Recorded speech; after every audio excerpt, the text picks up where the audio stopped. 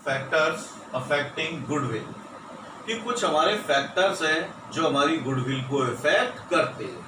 और गुडविल को इफेक्ट करने का मतलब उस फैक्टर की वजह से या तो गुडविल इंक्रीज होती है या गुडविल डिक्रीज होती है।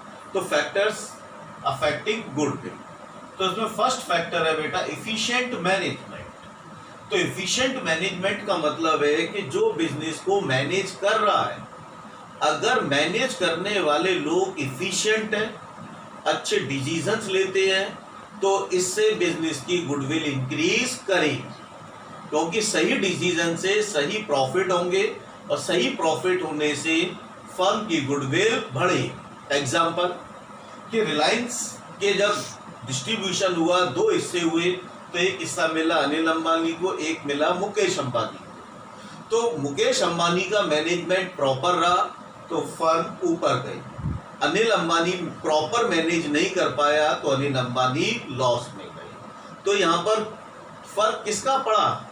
मैनेजमेंट। तो एफिशिएंट मैनेजमेंट है तो गुडविल इंक्रीज करेगी। सेकंड पॉइंट फेवरेबल लोकेशन, कि जिस चीज का आप बिजनेस कर रहे हो और जहां पर आपने बिजनेस स्टार्ट किया है, तो अगर आपका बिजनेस उस लोकेशन को, उस प्लेस को मैच करता है, तो इससे आपके प्रॉफिट बढ़ेंगे, तो इससे आपकी गुडविल भी बढ़ेगी। ठीक, अब जैसे न्यूज़पेपर वगैरह की शॉप होती है, चाय वगैरह की शॉप होती है, अगर वो रेलवे स्टेशन पे है, बस स्टेशन पे है, तो ज़्यादा सेल होती है, और अगर हम अदर प्लेस पर रखते हैं तो सेल पर थोड़ा इफेक्ट होता है। तो लोकेशन का मतलब है जहां पर आप बिजनेस चला रहे हो, कि अगर वहां लोकेशन बिजनेस के अकॉर्डिंग है तो गुडविल बढ़ेगी। थर्ड एडवांटेज ऑफ पेटेंट, तो यहाँ पेटेंट का मतलब होता है कि जब हमें किसी कॉमोडिटी को प्रोड्यूस करने का राइट मिला हुआ है, तो वो जो राइट हमें प्रोड्यूस करने का मिला हुआ है उसे हम ही प्रोड्यूस करेंगे, कोई दूसरा प्रोड्यूस नहीं करेगा। तो मार्केट में हम खुद अकेले प्रोड्यूसर हैं, तो इससे भी हमारी गुडविल बढ़ेगी, क्योंकि हमारे पास उससे प्रोड्यूस करने का पेटेंट राइट है, वो दूसरे के पास नहीं है। फोर्थ आता है क्वालिटी ऑफ प्रोडक्ट। मेन चीज है कि जो प्रोडक्ट हम बना रहे हैं, बेच रहे हैं, अगर क्वालिटी उसकी अच्छी है, कस्टमर को सेटिस्फाइड कर रही है, क्वालिटी कस्टमर को पसंद आ रही है, तो इससे हमारे फर्म की गुडविल बढ़ेगी। जैसे एग्जांपल है पार्ले बिस्किट्स का, तो पार्ले बिस्किट्स की क्वालिटी अच्छी है, तो उसकी वजह से उस फर्म की जो गुडविल है कंपैरिजन टू अदर कंपनीज वो हाई है। फिफ्थ आता है longer establishment of business. Longer establishment of business का मतलब है कि अगर हमारा बिजनेस पुराना है, 20 साल 30 साल 40 साल पहले एस्टेब्लिश हुआ था, तो ऐसे बिजनेस की भी गुडविल हायर होती है। क्यों? इस 30 साल 40 साल में हमने बहुत सारे कस्टमर्स अपने साथ जोड़े हैं। तो अगर बिजनेस पुराना है तो कस्टमर की क्वांटिटी ज़्यादा होगी, तो इससे भी हमारे बिजनेस की गुडविल बढ़ेगी compare to new established business. तो ये बेटा हमने पढ़े फैक्टर्स जिसकी वजह से गुडविल अफेक्ट होती है, बढ़ भी सकती है और कम भी हो सकती है। अब हम पढ़ेंगे classification of goodwill.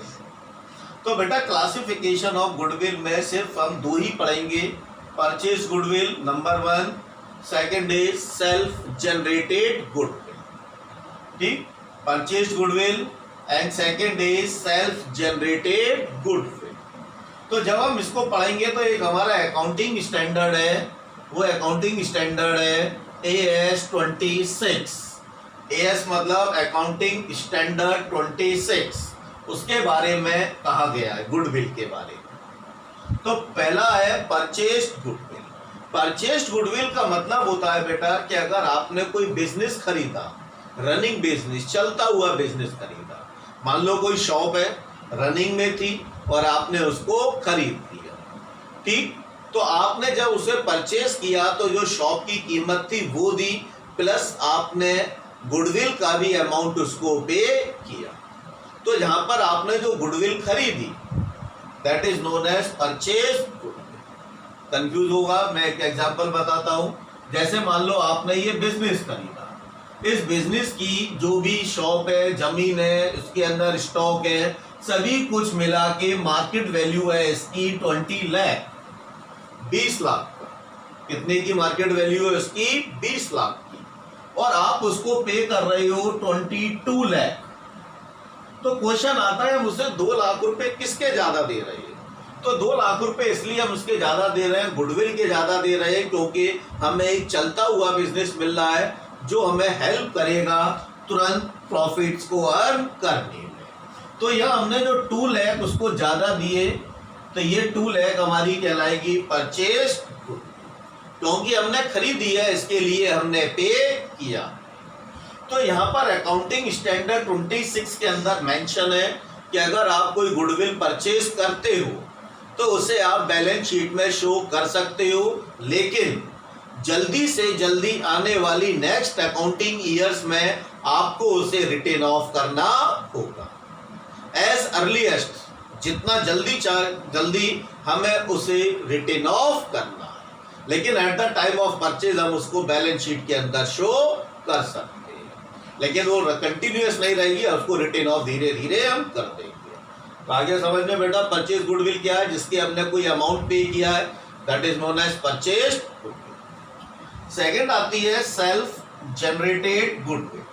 Self generated goodwill का मतलब है कि हमने 10 साल पहले कोई बिजनेस स्टार्ट किया और 10 साल से हर ईयर हमारे प्रॉफिट्स बढ़े, तो इसका मतलब मार्केट में हमारे बिजनेस की रेपुटेशन बढ़ी है, तो इसका मतलब हमारे बिजनेस के अंदर गुडविल है, क्योंकि गुडविल है तभी हमारे प्रॉफिट्स बढ़ रहे हैं। और मैंने आज डिसाइड किया कि आज 10 साल बिजनेस को हो गए, चलो मैं आज कैलकुलेट करके देखता हूं कि मेरे बिजनेस के अंदर गुडविल की अमाउंट क्या है। और जब मैंने गुडविल की अमाउंट कैलकुलेट की तो वो कैलकुलेट करके आ गई, मान लो बेटा 4 लाख। तो ये 4 लाख जो है सेल्फ जनरेटेड गुडविल है, हमने कहीं से खरीदी नहीं है, हमने खुद इसको जनरेट किया। तो कौन सी गुडविल है? सेल्फ जनरेटेड गुडविल, जो हमने अपनी मेहनत से डेवलप की है। लेकिन इसके बारे में अकाउंटिंग स्टैंडर्ड 26 के अंदर कहा गया है कि आप सेल्फ जनरेटेड गुडविल को अकाउंटिंग के अंदर, बुक्स के अंदर शो नहीं करोगे। क्या कहा गया अकाउंटिंग स्टैंडर्ड 26 के अंदर? कि सेल्फ जनरेटेड गुडविल को आप बुक्स के अंदर शो नहीं करोगे, उसे रिकॉर्ड नहीं करोगे। आ गया समझ में? तो ये तो बेटा हमें शो करनी नहीं है, रिकॉर्ड करनी नहीं है। और अगर पहले से गुडविल हमने सेल्फ जनरेटेड शो कर रखी है तो तुरंत हमें उसको रिटेन ऑफ करना होगा। आ गया समझ में? कि परचेज गुडविल क्या है? जो हमने खरीदी, जिसके लिए हमने पे करे था, परचेज सेल्फ जो हमने खुद जनरेट की है। हो गया टाइम?